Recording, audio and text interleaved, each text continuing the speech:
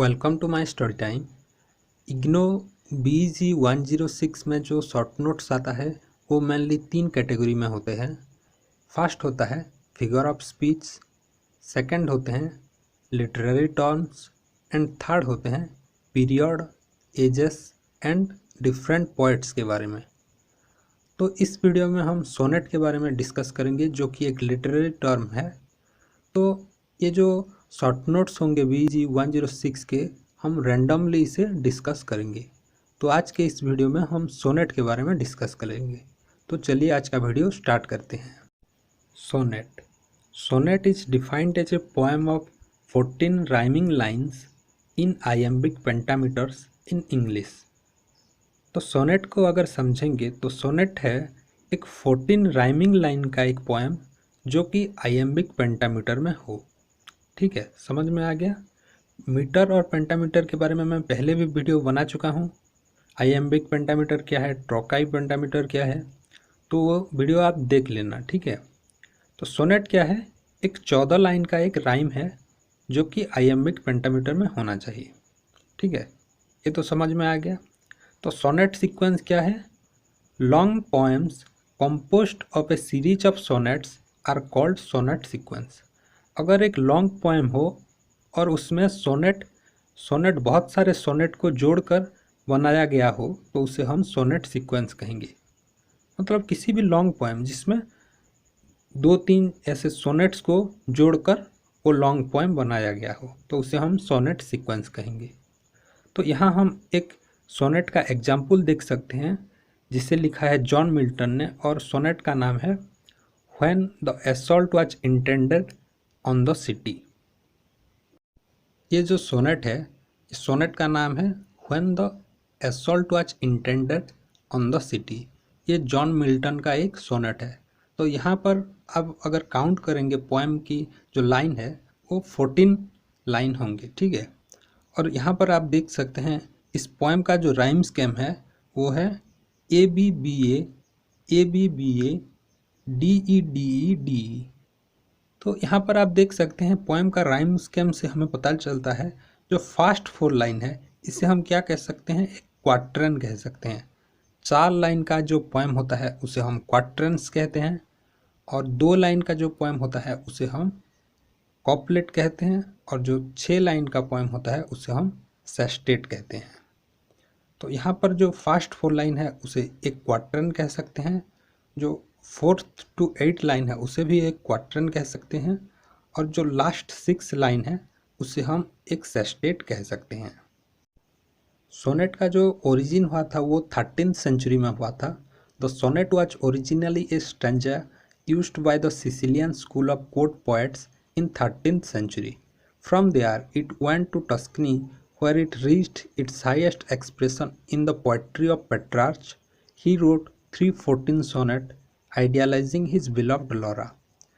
तो सोनेट जो पहले एक स्टांजा की तरह यूज होता था Sicilian school of courts poets के द्वारा। ठीक है।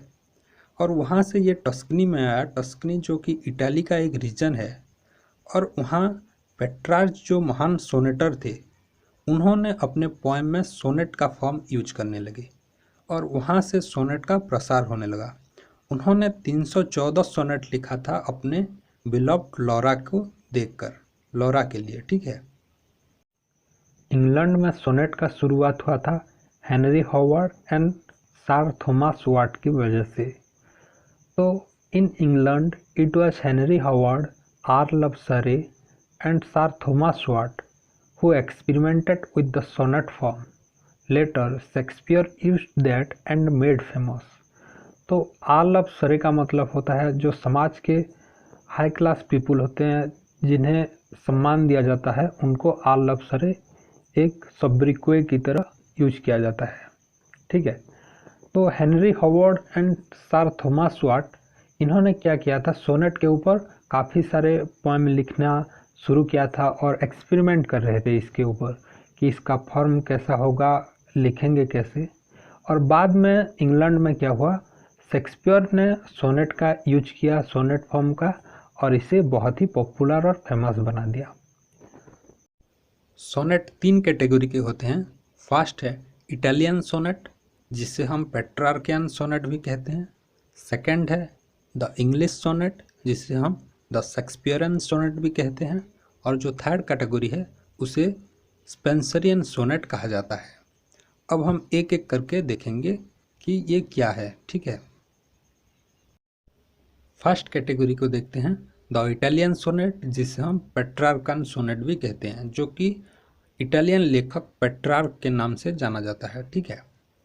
It comprises an 8-line octave of 2 quatrains rhymed ABBA followed by a 6-line sestet usually rhymed CDC CDC और CDE CDE। तो इसे हम अब समझते हैं। तो इटालियन सोनेट में क्या होता है, ये भी 14 लाइन का ही होता है, लेकिन जो 14 लाइन होता है पहले 8 लाइन में एक पैराग्राफ होता है और जो सेकंड 6 लाइन में एक पैराग्राफ होता है। जो फर्स्ट जो 8 लाइन होते हैं इसे हम ऑक्टेव कहते हैं।